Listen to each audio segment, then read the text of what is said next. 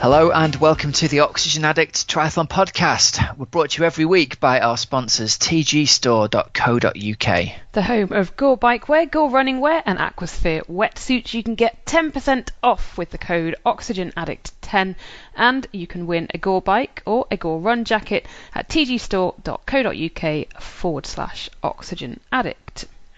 We've also got precisionhydration.com back in as sponsors this week. Who are leaders in triathlete sweat testing and hydration with multi-strength electrolytes that match how you sweat. You can get a 15% discount with the code OxygenAddict15. And Team Oxygen Addict at team.oxygenaddict.com. Which offers event-specific training plans, coaching guidance from Coach Wilby. Hello. And supportive teammates in a private Facebook group. I love catching you out with that, Hells. No, I know now to pause. I love it. And welcome to the show. How are we doing, Helen? How are you today? All right, is the Good. Busy? Flustered?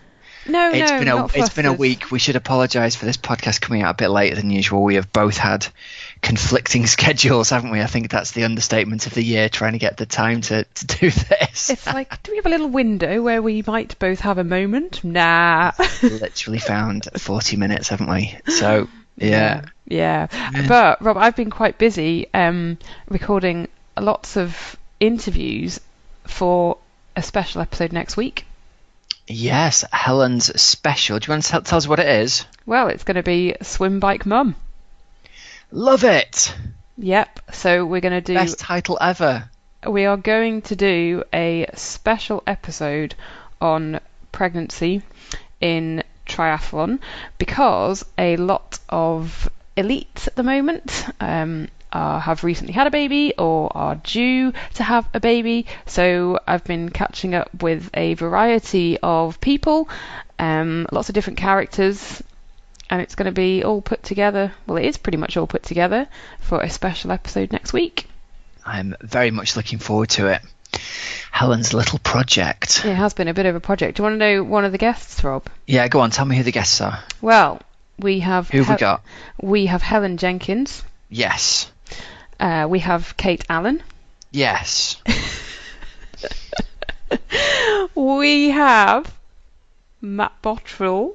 No way. He's not a pregnant lady. No, but we have Matt Bottrill. And we have... Coach to pregnant ladies.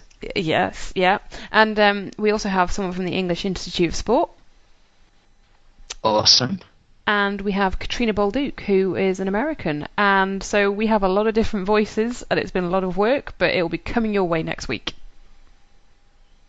Loving it. Look out for that one. Special then. Right, and I think we should jump into our show for this week, Hels, and talk about some results, shouldn't we? I think we should, Rob. First up, a shout for our sponsors for the results section, tgstore.co.uk. Helen, I believe you've been out trying on the new fantastic Gore jacket this week. Rob, I have. I wore the jacket for the first time on Sunday, and I was so impressed. So it was the Gore really lightweight women's cycling jacket, and oh my goodness, it was so toasty. You know what? It's like a rain jacket you want, this one, or is it like... It's a Gore... It's like a windstopper type one. No, it's like a lightweight rain jacket. So it's not like a really lightweight one. Like, it would keep me dry. Gotcha. Yeah. Well, they will, because it's the dog style, isn't it? Exactly. So, come on, tell us. Did you stay warm, dry, and toasty, Helen? Yep, absolutely, I did. And it didn't rain, so obviously that meant I did stay very dry anyway. Okay. Didn't realise that. Okay. Not the greatest test of a rain jacket, but I'm imagining Helen sitting in the back garden in the baking sunshine going, I've got my new jacket and I'm trying it on to see whether it fits. It's very warm. That was pretty much what happened, but I was on my bike and within about 5 minutes because I obviously had a merino wool top on underneath. Within 5 minutes, I was like, oh my god, I'm boiling. But anyway, I can vouch. It was very, very comfortable. Realise that. Okay. Very I can see we're going to have a chat to explain the intricacies of how a rain jacket works, Helen, starting with the one supposed to wear it in. Maybe. I love it. Yeah, but I wore the gloves as well, and again, probably on the hottest day of the year, so even my hands got quite hot. But I honestly can't wait for winter and having to put them on because they are toasty, toasty warm. So some of their winter gloves, perfect on the hottest day of the year. All right, well, I'm looking forward to your update, Helen, when we get some inclement weather. But a pair of us had dinner with Andy from TD Store the other day, who is a lovely guy, filled us in on loads of background information about his family company and why they started the store, which we're going to bring you a series of adverts because Andy's decided they're going to sign up to be long-term sponsors of the show, which is brilliant. So we're going to bring you a little bit of information about them and the store, and get yourselves over and check it out. You can get 10% off with the product code Oxygen Addict 10, which is great, and you can pick yourself up some nice cycling and running kit from them. They've got loads of new summer stuff coming in as well. Right, Hells, on with the show. Let's talk about Holly Lawrence and Lionel Sanders in Oceanside 70.3, shall we? Yeah, let's do that, because they both were victorious over in the big sort of season opener in the States. We were talking last week about Lionel Sanders was going to be going head-to-head with Jan Frodeno, but Jan Frodeno had mechanical issues, and I think he got a flat about 15 miles into the bike, so we didn't actually see that massive head-to-head. But for Sanders, he had his best ever swim, and it was a second straight win on the California course. That is pretty astounding that he was only a minute 40 behind Andy Potts and only 2 minutes behind Jan Frodeno. That's a massive step change in his swimming, isn't it? Totally. So he actually did a 25-20 minute swim, which, I mean, you spoke to him earlier, at the very end of the year, didn't you? And you asked him about what he had done to make all those changes to his swim. And I remember a couple of things. One of them was that he had started training with a swim squad, hadn't he? And a lot of the people were younger than him in that swim squad. And also he said that a lot of the training that he was clearly doing... working for him, isn't it? Yeah, definitely. And he switched to training in the morning, didn't he, for his swimming? That's right. He was swimming first thing in the day to try and get that neuromuscular adaptation, and that definitely seems to be working. And I tell you what, if he can keep chunking away the time there and get it down to, a minute 15 behind Andy Potts out of the water over half Ironman distance, then people are going to have to raise their game on the bike. They really are, because I think at the moment a lot of people kind of think, well, we're going to have a few minutes over Lionel, and he's not going to see us till the 50k mark, but tell you what, if he's riding up to Jan Frodeno after 15 miles, then there's something good going on there, isn't there? Totally. So he still did a 2:05 bike split, and then he did a 1:14 run. So he finished in 3 hours and 50 minutes. Yeah, awesome. Yeah, cruised it in, it sounds like. So another good victory for him. Chris Liefman of the USA in second in 3:53, and Ronnie Shilnick back with a third place in 3:57, which is great to see for him. Awesome. In the women's race, Rob, it was another win for Holly Lawrence, the Ironman 70.3 world champion. She was, second out the water? Was she? Yeah. Very, very super quick swim, as ever, from Holly Lawrence. And then, I think 2 seconds off the 2 seconds down out of the water, yeah. Yeah. And then she did her fastest bike split, 2:21. So then she had about 6 minutes lead on Heather Wurtell, 7 minutes on Ellie Salthouse.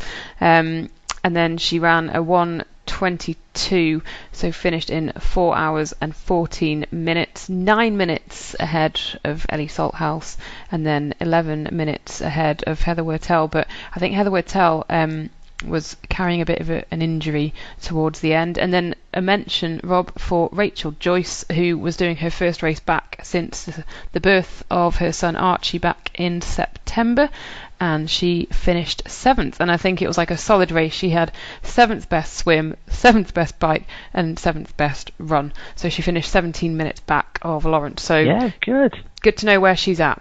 Solid day out for Rachel Joyce, first race back, and like you said, she'd essentially approached it like she was getting back into the sport, hadn't she? So that's a real good performance for her. I bet she's stoked with that. I think she was. I think she wanted to see where she was at, wasn't she? Because she wants to race at the 70.3 World Championships this year. So, yeah. Yeah, good. Right, next one, over to Ironman South Africa, the African Championships, and also obviously probably arguably the season opener in terms of the northern. Well, I was going to say northern hemisphere. It's technically not, is it? But you know what I mean by that. It's the race that a lot of northern hemisphere athletes go to. And all eyes were on Daniela Ryf in this one, weren't they, to see what kind of form she'd come into in this one. And interestingly, she didn't have. It turns out she was carrying a bit of an injury, wasn't she, through this race? So she didn't have a usual go to the front and hammer straight away kind of deal. It looks like she was carrying some kind of back injury. So I think she rode in about third or fourth place for the first half of the bike, and people were kind of looking around wondering what was going on, and then put the hammer down on the second half of the bike by all accounts. Yep, that's it. She said it was a bit of a miracle for her to actually finish. She said, I pulled my back before the race. I couldn't swim for 10 days, and I was hoping that my back would stay, keep going throughout the swim. And finally, I found my pushing legs on the bike. So, yeah, it obviously was not Daniela Ryf at 100% fitness, yet she still, kind of got the win pretty comfortably in 8:47 in the end. But I would say that Kaisa Lehtinen, who sort of surprised quite a few people in Kona last year, and obviously was going back to South Africa to see if she could get that title again, and she finished in 8:52. And then Susie Cheetham, who was a DNF in Kona, wasn't she? She got injured. Brilliant third for her in 9 hours and 4 minutes. And then Nikki Bartlett, Rob, got to give a shout out to her. 9:27 in 9th place for Nikki. Solid. Really wanted to see, and she said, didn't she, when we spoke to her, I want to enter a race that is going to be stacked because I want to know if I'm good enough to be racing against the best, and this is the way to find out. And she was one of 6 women or something like that, crazy to finish within like 5 minutes of each other. So 4th down to 10th in the women's race finished between 9 hours 24 minutes and 9 hours 29 minutes. So absolutely brilliant. Yeah. It's on paper 9th, you can kind of go, well, you've done a decent job there, but if you think she's only 3 minutes behind 4th place at Ironman South Africa, that's an incredible performance, I think, and that'll give her massive confidence going forward for sure. Yeah. Really happy with her for that. That's a great performance. Men's race sounds like it was a doozy. Looks like we had Ben Hoffman and Nils Fromhold going shoulder to shoulder pretty much all day. And there wasn't really much between them, less than a minute between them at the finish. Yeah. Closing with a 2:42 run for Hoffman and 2:43 for Fromhold. Really pushing each other hard. And for Hoffman, he ends up going 7:58 on the South Africa course, which it's not a lightning fast course for sure. So that's an incredible performance from him. Yeah, isn't it? And old David McNamee down in third as well. Yeah, now I think, Rob, that is a really, really good performance from David McNamee because, I think he's quite quiet the way he goes about his business. And I think he just puts his head down and gets on with it. And, I'm sure I read somewhere something along the lines of he is yet to be beaten by another British competitor in an Ironman race. Oh, okay. Right, it was something along those lines. It was something. Yeah, because he won Ironman UK on debut, didn't he? Yeah. And then he was the first Brit in Kona that year. Yeah. Yeah, interesting statistic. I like that stats girl. Like it a lot. Yeah. It looks like he lost about 6 minutes on the bike, but had a very solid 2:45 marathon again. So yeah, good things from him, and that'll have him validate and almost qualify for Kona. I'd imagine there'll be a lot of points on offer there, so that's good news for him for sure. A couple of good 70.3s in the bag, and he's taken the scalp there of Boris Stein and Freddie Van Leerd as well, and James Kanama. So a lot of confidence there for him. Totally. Then Rob, Good. we've got two more to mention. One which I wanted to just point out is that Kimberly Morrison, who we've had on the show, won 70.3 Texas. Again, with a blistering bike split, Rob. So she finished She's amazing, isn't she? Yeah, just under 3 minutes clear at the end of Michaela Hurlbauer, and then Lauren Brandon third in 4:20. So Kim's winning time was 4:15, but like her bike split, it was a 2:10:38 bike split, which was 8 minutes quicker than any other of the women who were racing, and just under 5 minutes slower than the men's race winner. That is a serious bike split, isn't it? Yeah. That is a serious bike split. Yeah. I wonder whether that's the fastest ever female bike split over 70.3 actually at 2:10. It very well might be, Don't know. We'll have to ask John at Try 24/7. He's probably got a bank of statistics about stuff like this, hasn't he? Yeah. If you're listening, John, check it out. So yeah, brilliant work there. And the other thing we should mention as well is that South Africa... Sorry, I was going to say the other thing I forgot to mention at South Africa was that our mate Joe Skipper didn't have the race he was hoping for. He said it just didn't happen for him on the day. So hoping to line up an interview with him over the next couple of weeks to find out what the story is there, Hals. Good stuff. There was one of the race, Rob, that wanted to bring you the results of, and it was over in China. And we were just talking about Tim Don the other day, weren't we? Because it was another win for him, which is brilliant. So he's pretty much on fire again at the start of the season. So he won in 3:37 ahead of Jesse Thomas in 3:40 and Patrick Evo in 3:46. And then Jenny Seymour of South Africa won the women's race in 4:08. Radka Karlfeldt second, just about 30 seconds back. And then Hayley Chura of the US in 4:10. And because she's a friend of the show, Rob, Sarah Piampiano was fourth. Yeah, she's cool. There you go. That's a good result there.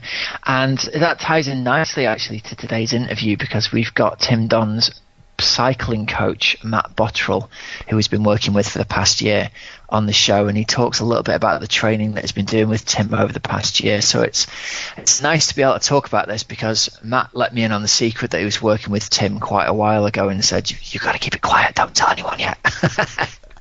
So it's nice it's official, and we get to talk quite a lot about the things that Matt's done with Tim Don and his training, and the difference that they feel that it's made. So yeah, listen out for the interview later on today.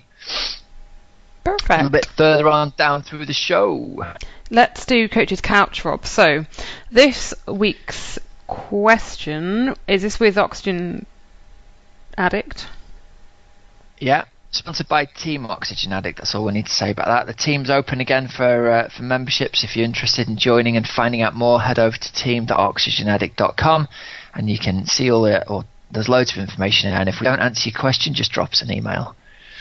Perfect. So Barry Cooper got in touch on Twitter, where we are at OA Try Podcast. So drop us a line, get in touch. And he says, what is the best swim, bike and run advice for Try newbies?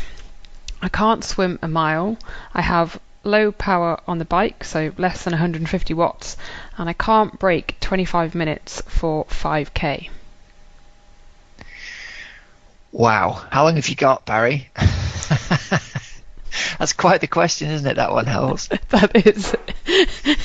Yep, it is quite the question. I think the best general advice we can give, Barry, is if you possibly can, find a way to surround yourself with people who enjoy doing the sport that you do and get some good advice from coaches. So if you can get yourself down to a local club session that's got decent coaching advice, they'll be able to hopefully fit you into their swim and bike and run sessions. You'll be able to pick and choose from those and take advice from people who, firstly, coaches who'll be able to advise you on your individual situation, and secondly, also from other athletes you'll meet who've been in your situation. But in general, I think just be gentle with yourself and be kind with yourself. And it's a long road into triathlon if you're entering to the point where you're not really considering yourself a swimmer or a biker or a runner. So don't put pressure on yourself for performances. Just get in there and enjoy improving in all the sports, and you can definitely have a little competition with yourself to watch how much you improve, and you will do just by training regularly. So get down to a club, get yourself a regular routine where you train, swim, bike and run regularly, whatever that means for you, even if it's one time a week in each of the sports. And if you really love it, try and carve out a little bit more time for the regular training. So yeah, let us know how you get on, Barry. Is there anything you think you should add to that, Hells? Well, I was just thinking then, as you were saying, surround yourself by other people. So when I did my first triathlon, which was September of 2011, I reckon I probably hadn't run a fast 5k, so I probably was around that 25-minute mark, I reckon. Bike, well, honestly, bike was like non-existent. I didn't even have a blooming bike. I was on a mountain bike. You had a mountain bike, didn't you? Yeah, borrowed my dad's road bike and we put the saddle down, but honestly, I rode it the day before, so literally, bike was non-existent. And at that point, could I swim a mile? I don't know, I'd probably get bored after doing 20 lengths of a 25-metre pool. I think that was 20 or 30 lengths would have been what I did.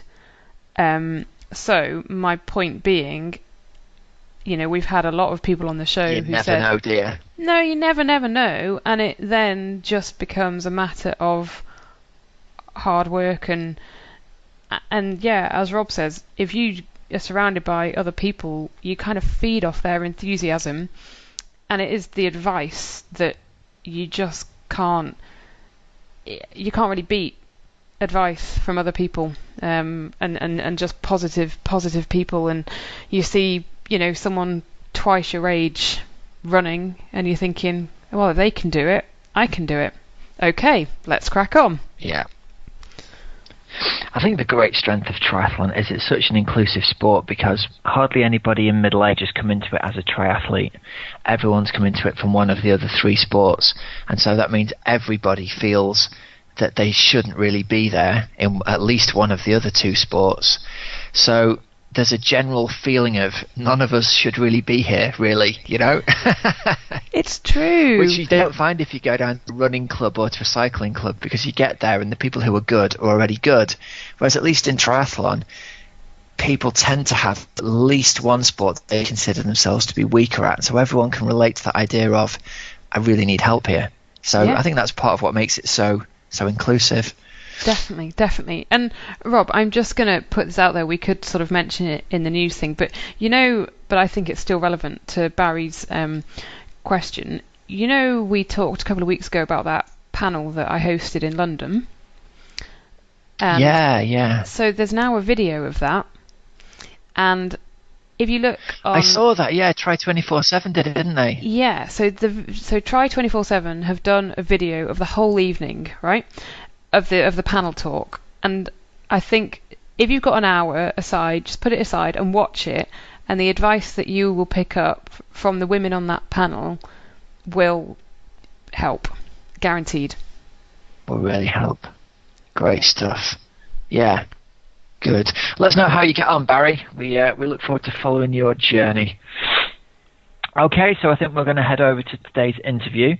We've got Matt Bottrill back on the show. We had Matt on a year ago, and for those of you who are not familiar with the name, Matt is something like a 70-something time medalist at the National Time Trial Championships, former 25-mile British record holder, and he was silver medal winner at the World Amateur Time Trial Championships. So he came into triathlon with a tremendous biking pedigree, and a lot of very good age groupers were forced to raise their game by the prospect of Matt entering triathlon this year, because they were saying, well, now I'm going to have 4 or 5 minutes on him out of the swim, but is that going to be enough over a half Ironman?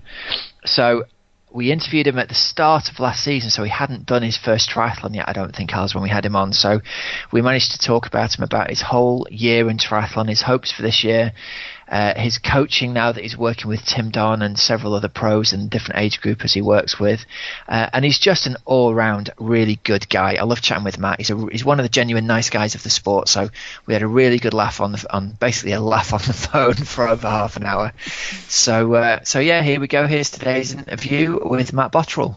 Matt Bottrill, welcome to the Oxygen Addict Triathlon podcast. It's great to have you back on, bud. How are you doing today? Well, not too bad, Rob. I'm at Giant HQ today, so thanks for giving us a call. I really appreciate you having me back on. No, year down the line. Yeah, I was going to say it's been about a year almost exactly since we had you on the first time, hasn't it? It is, yeah. We just well, I think I was just about to do my first duathlon.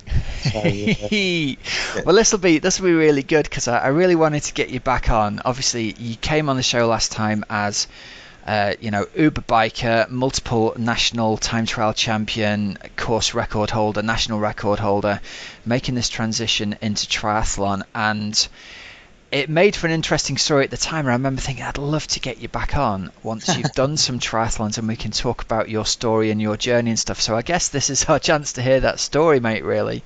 Yeah, it's been a bit of a journey, that is for sure. A lot of mental battles. I have enjoyed it in a lot of ways. I've learnt a hell of a lot.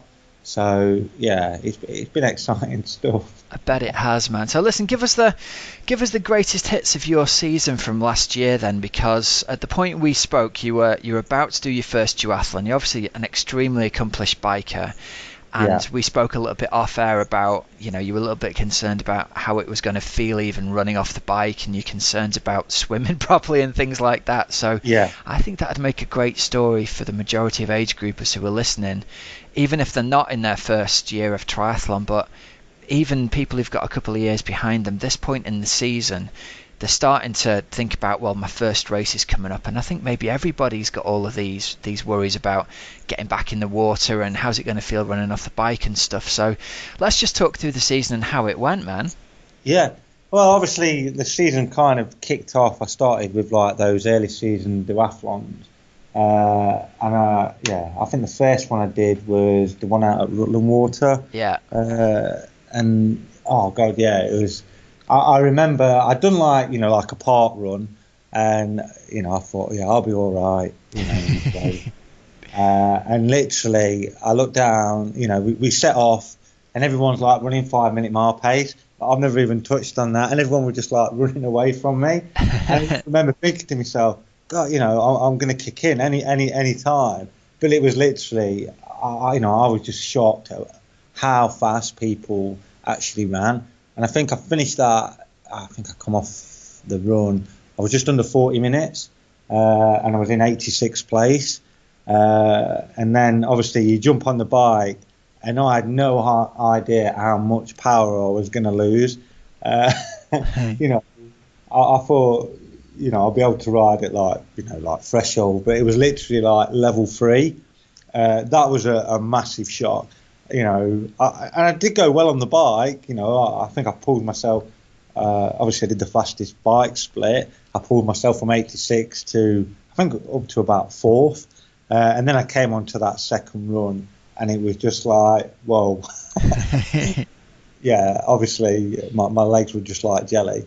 But yeah, and I finished 6th in that race, so it was just a massive learning curve. But it's like now when I look back at some of those pictures, how I was running and everything else, I looked, like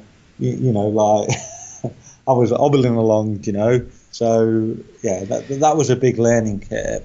And then a few weeks later from that, obviously I did the Columba Park duathlon, and I finished second in that. And yeah, that went really well. I felt my legs a little bit more. So yeah, I couldn't really complain. But then from that point, obviously, I think that's kind of the time I got speaking to you. I was a bit lost. I was like, I'm going to have to start. I was doing some swimming, and I was just like, what am I meant to do? You know what I mean? It was, I was just basically swimming up and down the pool, and I had no idea. And obviously, one of the races that I had entered was Outlaw Half. Yeah. And that's kind of, because I was kind of struggling to get the structure within the training. That was really hard, you like training for 3 disciplines, and it's like, now I've got to do all this training, but I know I've only got a set amount of time.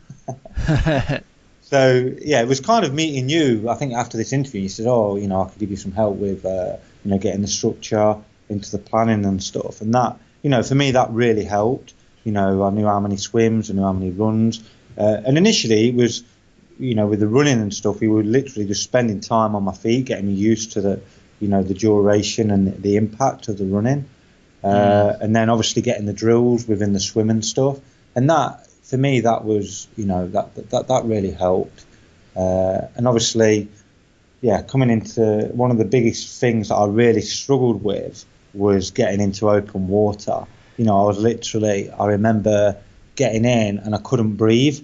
And that was a real shock. I'd never really expected that. Because that was quite early, wasn't it? The Outlaw Half is, and it was last year, it's kind of mid to the end of May, so the water's quite chilly still, isn't it? And if you're not expecting to get in and you've never experienced that kind of cold water effect on your face, it can be really intimidating, can't it? It was unbelievably intimidating, I remember doing one of those come try events. We said, let's go and do one of these come try events. And honestly, I did I set off, jumped into the water, set off. I did 100, probably 100 meters, 25 meters, and it just took my breath. And I literally thought I was just going to have to jack the whole thing in. Yeah. Because I couldn't, I was just panicking. I did get through it, and I managed to crawl my way back. And I think one of these come try events, I finished second in the end. But I mentally had a big breakdown in that, and it was literally, I remember you saying, right, we need to get in the open water, and it was you learnt me how to, it was like blowing bubbles. That's right. That really helped me. And it's amazing what a big effect that has, isn't it, really, when I think we forget that if you've not been in open water before, you've not been in the cold water, no one's ever said to you, look, it's going to be impossible to breathe for the first 3 or 4 minutes. Even, you won't be able to keep your face in the water. But if you do it like this, if you put your face in the water and you blow out and then take your face out again, you'll acclimatise really quickly. Once you've experienced that the first time, you go, oh, right, okay, there's a process to this, and I can get through it next time. But if you don't know that, it's almost like a panic attack feeling, isn't it? It's horrible. Exactly. I know. I literally thought I was going to die. It sounds ridiculous. That's how it was. No, absolutely. I think a lot of people doing those open water swims, and they did help me. Then by the time I did get to Outlaw, I was actually okay. I remember speaking to you the evening before, just saying, do you think I'm going to be able to get through this? You're like, yeah, you just got to, get your breath, calm down. And obviously I did, and I swam. It's probably one of the, I had a great swim. It was probably one of the best swims I had of that year. But it's quite a nice swim, the Outlaw is. It's literally, there's not much sighting. You just, it's just up and down. Straight line, isn't it? That was perfect for me. So, so I think I managed to swim 34 something. Yeah, it was a pretty decent swim you had there, wasn't it, actually? Yeah, that I would say that was probably one of the best swims I had through the year, really. And then obviously I came onto the bike, and I was kind of I was in my own then. It's a great course for me. I think I pulled myself up to second at that point. I just. And how was your experience of?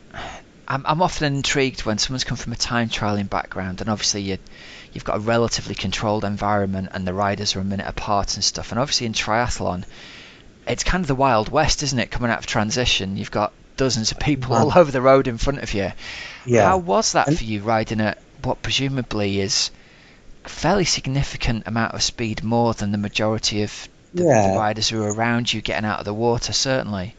It is hard, and that's, sometimes it does hold you back a little bit, because, I've got this speed on the bike, probably, my cycling is, it is, in triathlon terms, it's probably world class. Yeah. But, it is hard that, you want to get ahead of yourself, but, you've got to respect everybody on the road.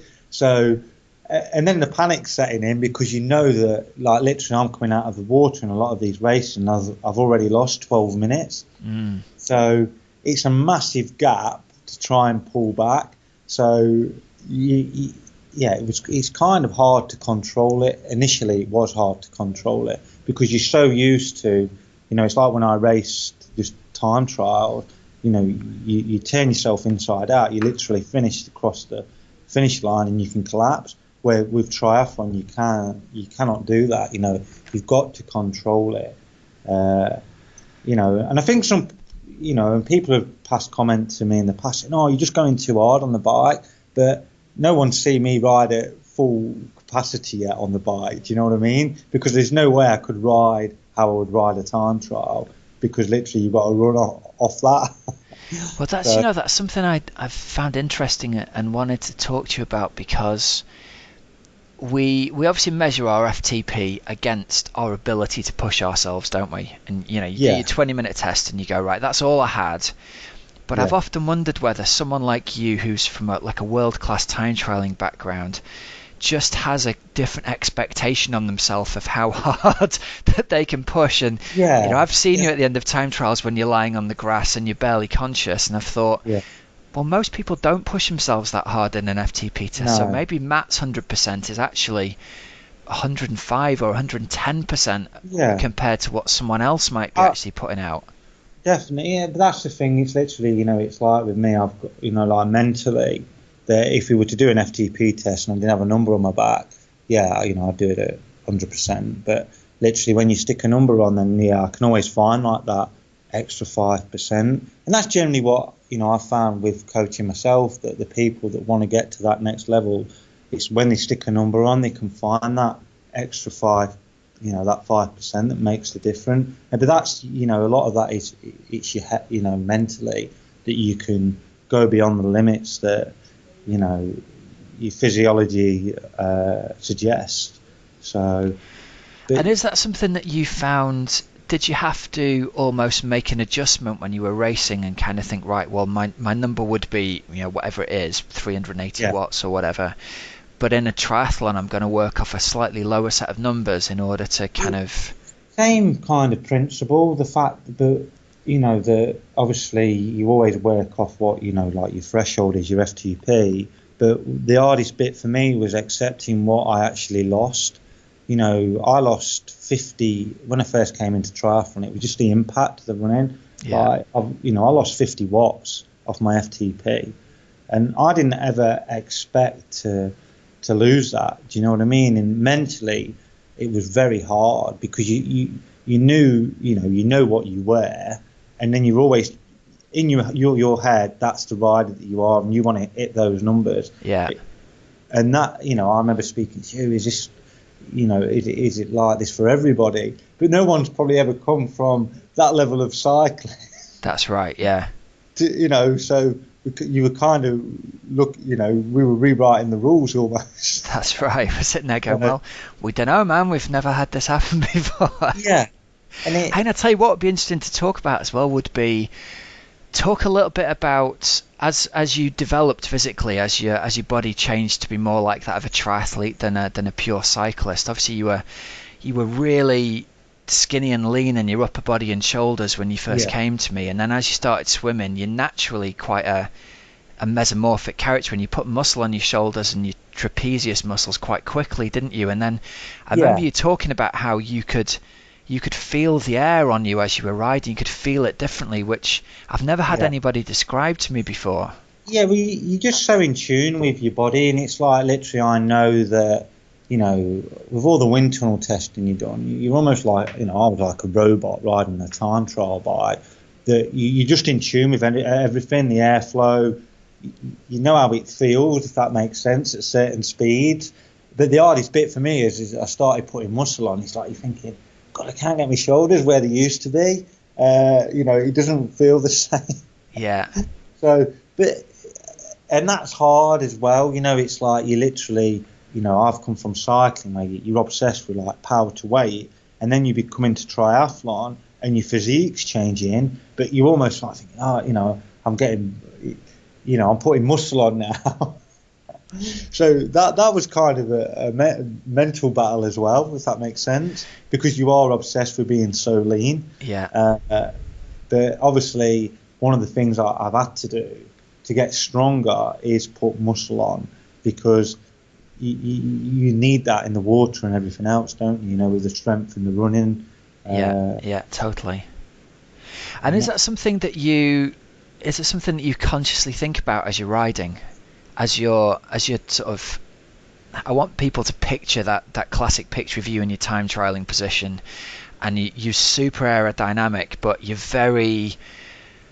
It's not a triathlete's body position, obviously, is it? It's a time trial. And it's that was pure the biggest trying thing to that get. I knew that you obviously you compare my position to a lot of triathletes, and it is quite extreme. But because I was so used to that, I've not really changed my position. But I knew that, I wasn't sure if I would be able to hold, that aggressive position that I had coming into triathlon. But I knew that if I changed it, then I was going to give a lot away on the bike, and I wouldn't necessarily make that on the run and the swim. So it was trying to adapt the position that I got through time trialing and optimizing that for triathlon. And I think I haven't had to change it. It's probably a little bit more stretched now, my position that I've got, but it's not.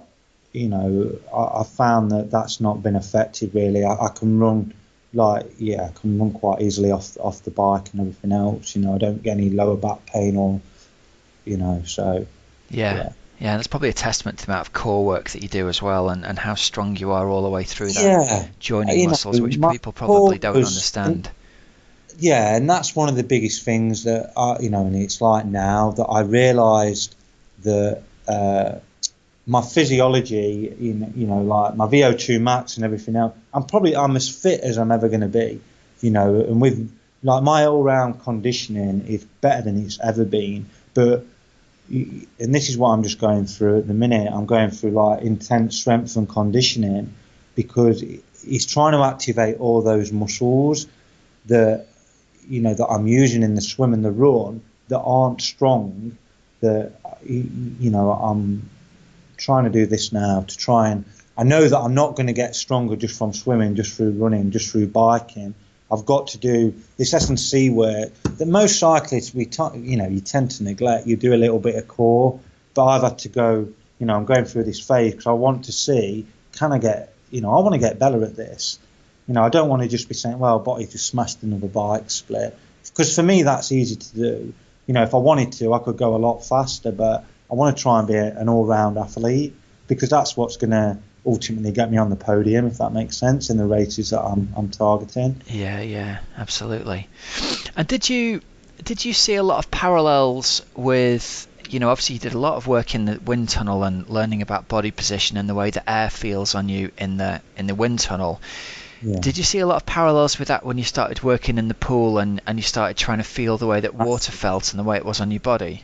Yeah, massively, and that's one of the biggest things that what I love about this sport is, it's like all those drills in swimming that I kind of neglected when I first came into it, that now I'm thinking, wow, this is just like what we do with time trialing, is the fact that,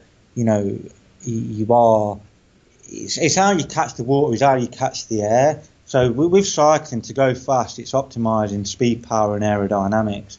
And this is the biggest thing that triathletes are kind of neglecting, and what they need to focus more on. It's like, you've got to learn from the bikers through what they're doing with their body positions and stuff. Because it's like in swimming, everyone's obsessed with, it's how you catch the water.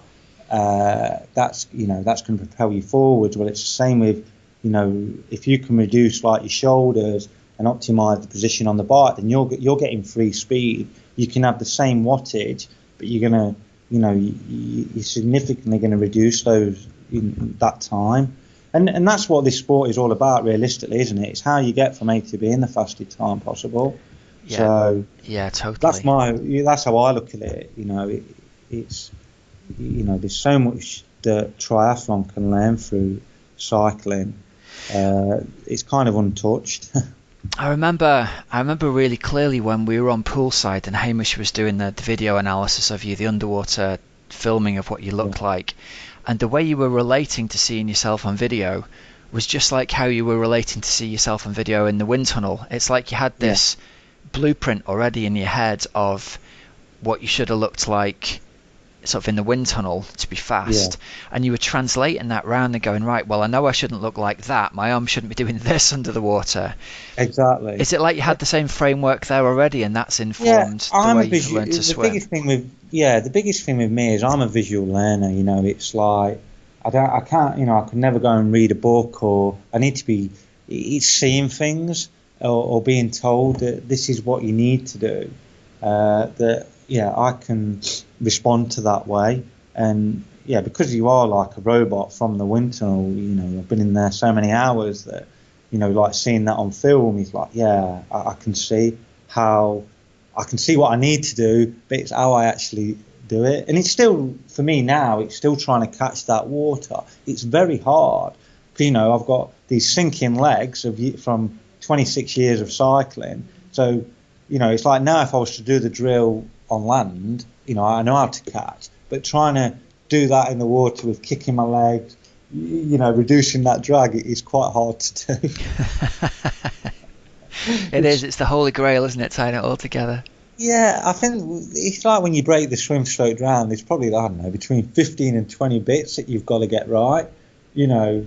And I kind of wish now that, you know, I see my daughter swim, and, you know, I can see how, you know, she's being taught, and I'm like, yeah, I can see that. And, you know, she's just floating on the water. So, yeah, you know, I do wish that I'd have, you know, I'd have done a bit more swimming. But I do feel like cardiovascularly, you know, like swimming is so beneficial. You know, I would definitely, if I just went back to doing cycling now, I would definitely carry on swimming. You know, that's interesting. It's good for the body. I would definitely say that.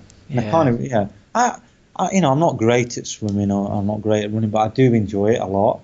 You know, Well, you're saying that, man, but your run came on tremendously last year, from the point where, when we first started working together, I remember you did a flat out half marathon in about 1:28, 1:29. Yeah.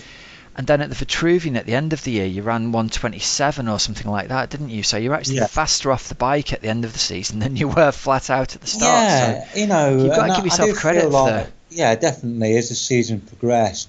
And I do feel like now, coming into, you know, this season, I haven't done a half. Literally, you know, the first half I will do will be at Outlaw.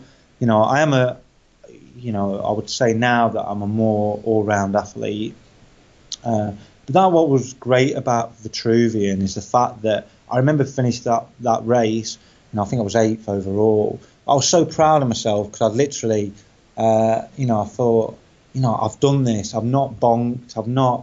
I've done a solid performance, an all-round solid performance. I didn't just smash the bike split. You know, I wouldn't. Yeah, you know, I was really pleased with that, and I feel like this year that I'm definitely stronger overall. So it should be interesting. Yeah. But what's the big goal for you this year then? What have you got planned, and what would the ideal season play out for you to be? Literally, like, I'm going to do 3 halves. So I'm going to do Outlaw, Oldcombe and Vitruvian. You know, I haven't really got any plans to do any travelling with this. Okay. Not at the minute. You know, we're so busy with coaching and with everything else that we're trying to do, that you know, I want to focus on those races. And I do feel, for me, that they're probably the races that I will focus on. You know, I could probably travel abroad and do you know, I realistically know that I could, if I went abroad, I could, you know, ride a sub 2 hour bike split, which has never been kind of done by an age group, I don't think. But it's just, you know, you're trying to, you know, I've got a young family, I've got a busy life with work, and then you're trying to fit your training in. You know, I can't let my my racing take over my life, if that makes sense. I'm never going to be a professional triathlete. So, you know. Well, that leads us nicely onto a segue into talking about Bottrill performance coaching and Team Bottrill, because when we talked at this point last year, it wasn't common knowledge that you were working with Tim Don, and that's kind of out in the public domain now, isn't it? So you're rapidly becoming known as the man to go to for pros to really polish that extra % onto their bike split, and Tim has had some amazing performances I mean, he was already an amazing athlete, but I feel Yeah. as though working with you has given him that extra just little flourish to his biking that's really taken it to the next level. So you must be really pleased with how that work Oh, with him has gone. definitely. It is very rewarding. Like, but for Tim, it's not been easy, this transition. We started this. I think it was like August last year. We started working together, and it was getting the synchronization of the weeks. Because I wanted, I wanted him to go so hard on the bike, but then you're trying to factor in the run and the swim, and he was taking a lot out of him. And then, obviously, he got a few results. He went to Kona, and that didn't go quite as we planned. He got cramp in the swim, and then that translated into the bike. But then, we sat down at the end of the winter, and he was like, well, we're not quite getting the synchronization of this right. So that's when, Julie was brought in as well. And now, it's all three of us working together, and it does take a lot of work. And it's probably not that many coaches that would actually go down this route, because they're so, they like to think that they know everything. Where I feel like, how me and Julie and Tim work together, it's very special, because we've all got our opinions. Yeah. But, we're all specialists in different things. So, and that's what's happened this year. That and that's what's important about anybody's training, is getting that consistency there. And I think what a lot of people fall foul to is that they actually just train. They don't. I mean, they actually just ride. It's not training. So, they'll either swim, bike, or run, but they're just going through the motions of doing it. And I kind of fell into that trap myself. That I was just going through the motions of it, and actually, at the point it affected my cycling. I was like, I'm not good at anything. But yeah, Tim, it has been, he's been put through the mill, and that's why he's biking the way that he is. But we've had to optimise everything. Like, you look how he is on the bike. That's literally taken from August to now to make that transition. So, but he listens, and that's why we work well. And I'll listen to him, and I think that's it's a good connection, and we're getting that right. So, I think this year is going to be a really successful year. We've won the first two races, and it's exciting. It gives me a massive buzz doing what we're doing. He's kind of an all-round athlete now, which is great. We always knew that he could swim and run, and he was a decent biker. Now, you look at him, he's going to be up there with the best. So, yeah. And what's his focus for the year going to be? Is it going to be 70.3 distance or Iron? We're going to do 70.3, and then we've got the Ironman Brazil, and then obviously we're just trying to focus on those races now, and then thinking about Kona.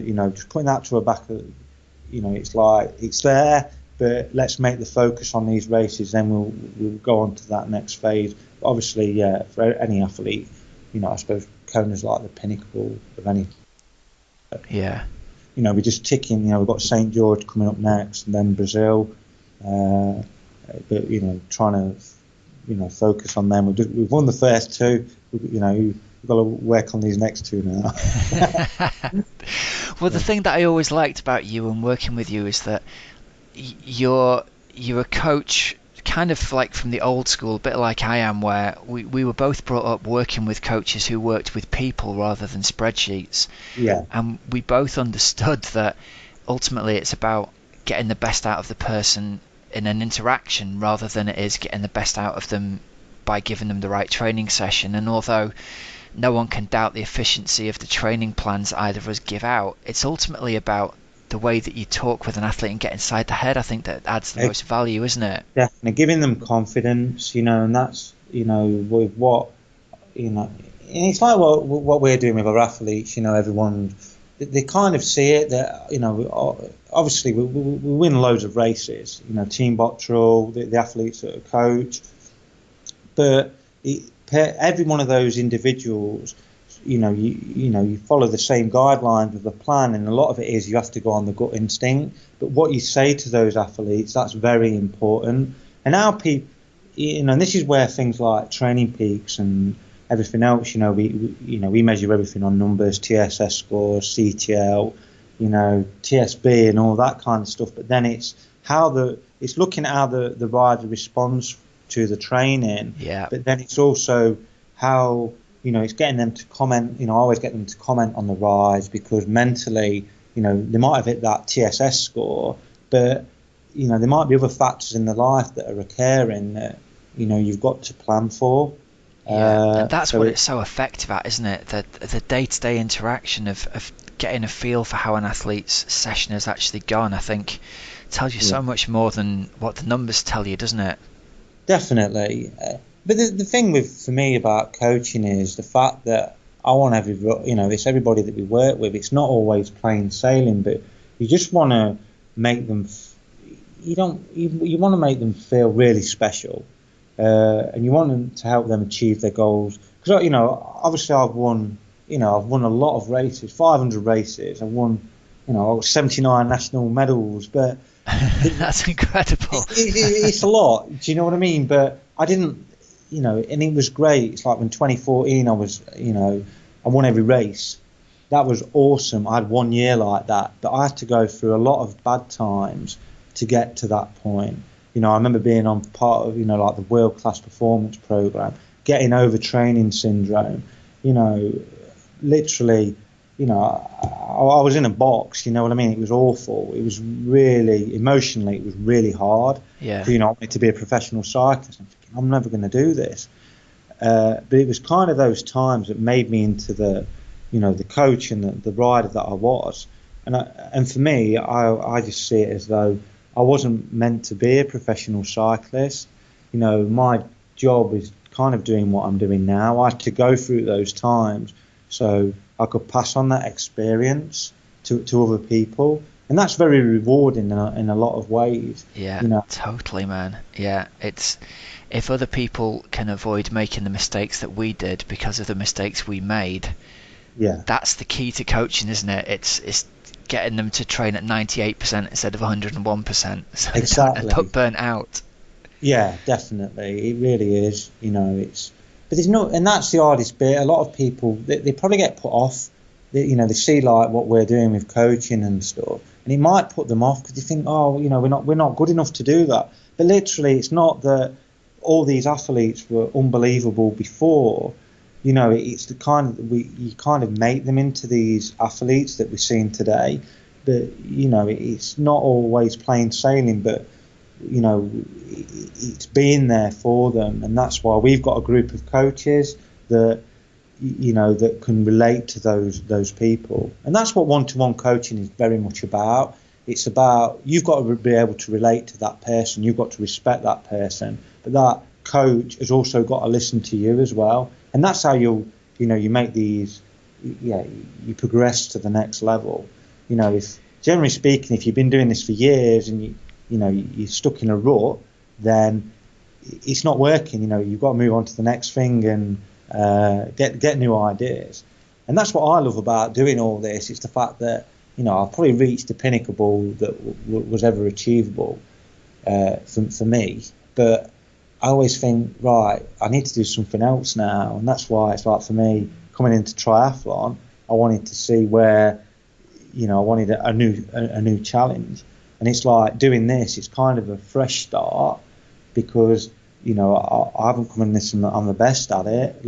By no means, I've done pretty well, but I do feel that I can keep progressing. Yeah. So that's exciting, but it's also hard in a lot of respects because.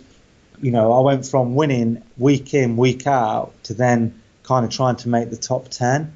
And that's hard. Fair enough, I'll win the bike split, but it's very hard psychologically sometimes that you're thinking, I'm just trying to get through this. Well, I think you needed that though, didn't you? You needed the challenge. I remember you saying to me all the time, like, I want to win. I want to go out there and compete with these guys and race against them. And I wonder whether part of it was you hadn't had that for a while in cycling because, you have a season where you don't get beaten ever. No. Well, you're only being forced along by your own force of will. And I think it was really good for an athlete like you to have the the sort of confidence to go, I'm going to try something different and a sport that I'm not necessarily as good at, and see how far I can get and be pushed on by people. I think there's a lot to respect in that, Matt.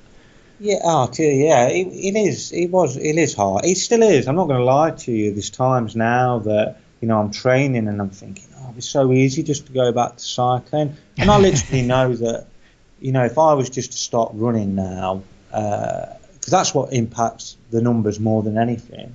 I know that I could potentially come back. I'm not saying I could necessarily win the nationals, but I feel that I'd still be in a position where I could contend for medals. But that'd be, without being big-headed, that'd be quite easy for me to do. I feel like what's going to make me into a better coach is sticking to this and just learning from the sport, because there's so many elements that I've picked up through running and swimming that then I can bring into it's kind of cycle coaching as well, like how like intervals in running, sets in swimming, the technique. It's very relatable to what you then can do to cycle coaching as well, and that kind of excites me in a lot of ways, and why you're always coming up with new sessions and new ideas. That's how you progress your athletes. Awesome stuff, man. Well, listen, thank you very much for taking the time to come on the show. I'd encourage people to go over and check out your website, because there's a wealth of information on there, and I love the way that you've got so many athletes' blogs on there, and you can really follow athletes' progression across multiple seasons. And it's not just about people winning; it's about people improving and progressing. Exactly. So. Yeah, definitely. Whether they want to achieve, it's what they want. It's your personal goal, and that's what progression is all about. It's having your goals and then progressing to them. So whether you want to win a national, you want to ride a personal best, or maybe you just want to get up a hill faster, whatever it is, we can help with that. What's the website address if people want to find out more? So it's www.mattbottrillperformancecoaching.com. Cool stuff. Check it out. All right, man. Well, listen, we wish you all the best for the coming triathlon season. People can watch out for you at the various outlaw events in Vitruvian this year. And man, have a great season, and thanks very much for talking to us again. You're very welcome, Rob. It's good to touch base. Thank you. I love the enthusiasm that comes across in his voice during that interview. He's one of the most enthusiastic sportsmen and coaches that I think you'll come across. Rob, I love enthusiastic, positive people, so it's brilliant to listen to him. Yeah, he's a top guy, and I think more than anything as well, the thing I got from working with him last year was he's genuinely one of the most ethical and respectable coaches I think that I've come across in my time. I think I really recommend, if anyone's looking for someone to work some magic on the biking and you like what you've heard with Matt, go and have a chat with him, because he really knows his beans, obviously, but he's also got that thing about him where he likes to get into an athlete's head as well. He's got a good combination of technical knowledge and soft skills, which is pretty rare out there. So very impressed with him. I consider him a good friend and can highly recommend him. As can Tim Don, clearly. Yeah, totally, exactly. Well, he's clearly working wonders with a lot of people. So, keep up the good work, Matt. Yeah, and I bet there's people sitting there right now scratching their heads about their own bike position from the things that Matt said, and they're thinking, well, I wonder if there's some free watts here that I'm wasting with an arm position or a shoulder position and things like that. So, I love listening to him talk about how he feels the airflow across his body. It's very sort of zen and the art of cycle maintenance, There's more to it than just pushing on the pedals hard. See, but that's really cool, because I don't think I've even, that is something I've never even considered, Rob. I've literally you and never, most of the people. Well, yeah. But I would, never ever thought about it. So there we go. It was only when we talked about this a little bit in the interview when we had him down for a video swim analysis. Hamish and I were talking with him, and he started saying these shoulder muscles and the trapezius muscles that have now started growing, because obviously he got really lean for being his competitive time trialing self, and he starts talking about how he can feel the wind around his shoulders and how he can't get his aerodynamic, he can't get his shoulders down out of the way. And initially, Hamish and I kind of looked at each other and we were like, so? And then the more we talked to him, the more we realised it was just like feeling the water in swimming. Matt feels the air in cycling. He spends so much time in the wind tunnel. He can feel when a position is faster than another position. And he attributes a lot of his success to this, consciously being aware of the position his body's in and doing all this hideously painful, crazy core work so that he can hold that difficult position that you and I, he doesn't look normal in inverted commas on a bike because he's so aerodynamic, and that's it's not an accident that he looks like that. He's worked incredibly hard to get in that position. So a lot of things for our more competitive athletes to be thinking about for sure. Love it. Sorry, I'm sniffing a lot today. I've got a bit of a head cold coming on here. I'm trying not to snurch into the microphone too much. Oh no. Let's get away from the cold. I'm not coming anywhere near you, Rob. Just letting you know. Not coming anywhere near you. A couple of things just to mention. Yeah. Our new section is sponsored by Precision Hydration, and they've got a fantastic blog up at the moment, which if you've ever suffered with cramp, and I'm sure all of us have, I got a proper dose of a double calf cramp yesterday, Hells, when I was in the water, and it was one of those shout out loud moments. So I'll link to it in the show notes, but go over and check out their blog. You can link through it, just precisionhydration.com/blogs, and it's called How to Get Rid of Leg Cramp and Why Do I Suffer from Cramp? And it's a very interesting review of the literature about whether it's just an electrolyte issue, whether it's down to a neuromuscular thing going on, or a combination of the above. And it's interesting. They've even gone back and looked at like the first recorded medical instances of cramp working with miners hot underground and stuff like this. So that's the bit I'm just looking at, Rob. And the miners bit, it's really they've done interesting. the research, these boys. They know their stuff. Yeah, it's cool saying that all these miners would suffer from muscle cramps in hot conditions, and it was usually associated with high sweat losses and sometimes with consuming large quantities of water at the same time. So yeah, really, really interesting. Have a look, precisionhydration.com/blogs. Yeah, and read about pickle juice. So, Rob, you might not have got to that bit of the article. Save it for later, Hal. No, I'll save that bit for later on. The first bit of news that we have. Shall I bring you a little bit of news, which I think people's ears might prick up with this one, Rob. You know how football teams change their kit quite a lot, and it really annoys supporters because then they have to fork out another load of money. Yeah. Well, I think it's quite similar with the GB age group kit, because another one is out, essentially. So there's a new sponsor on board with British Triathlon, so it's called Descent. So there's new kit, and you can now get it from the GB age group shop. So it's like British Triathlon agegroupshop.org. Essentially, Rob, as ever, it's still fairly blue. There's still a white back. So it is a bit different. It's just a change of sponsor, isn't it, basically? Exactly. It's a change of sponsor. So British age groupers, even if you qualified, a couple of seasons ago, you might have worn your kit. I mean, I've got one. I've worn it once, and then I think once in another race, because I don't really like wearing it, Rob, if it's not an age group race. I wore it in Mexico. Helen, you can sign it for me. You can donate it for the next charity podcast appeal. You'll be famous by then. Kona qualifier and Ironman Wales age group winner Helen Murray. That's such a load of that's what's going to happen. No, that's such a load of rubbish. We're having it in the given one. But Rob, the important bit, which I wanted to just let people know, is that age group triathletes may continue to wear current Great Britain age group team tri-suits during international competition throughout the 2017 season. So you don't have to get quite a new kit quite yet, but next year, yeah, you will.